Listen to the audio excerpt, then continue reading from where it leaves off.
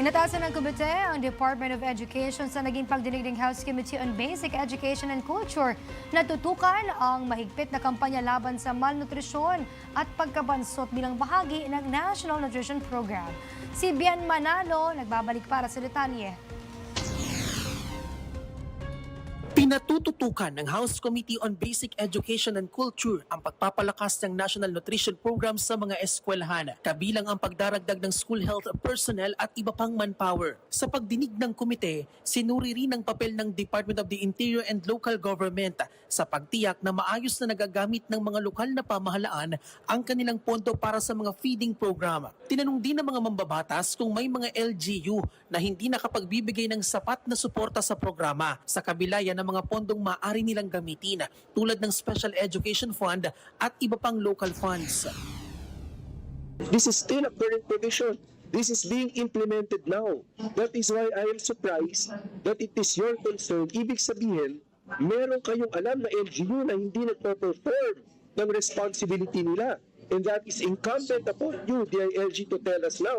Sino itong mga local governments na ito? Because alam niyo, I'm sure all local governments, all citizens, tutulungan nila ang bawat Pilipino, especially during these times. But now that you bring this up, baka meron kami hindi alam.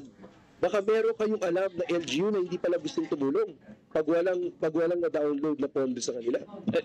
To clarify po, Mr. Chair, the DILG is supportive of Section 7, but the discussions earlier that make it discretionary to charge from SEF, then we don't agree with that. No, because we wanted to have a clear implementation of the law on the local level because yung mangyayari dito, we will receive a lot of legal opinions from the local government units. Iminungkahi ng komite na palawigin ang implementasyon ng feeding program sa buong academic calendar.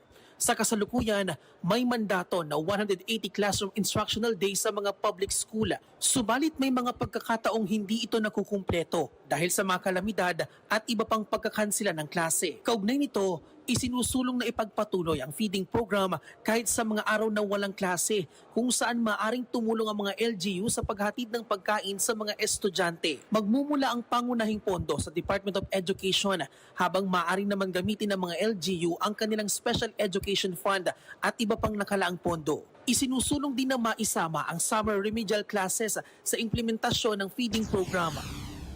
Dapat maliwanag lang tayo at sa mata ng DepEd kasi sila mag-implement na when we refer to small section B, ibig sabihin na to, may school feeding program for the whole academic calendar regardless of how many instructional days ang meron.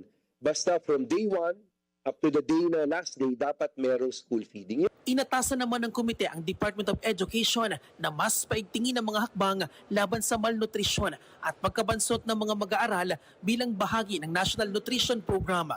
Para sa totoong balita sa Bagong Pilipinas, Bian Manalo, Congress News.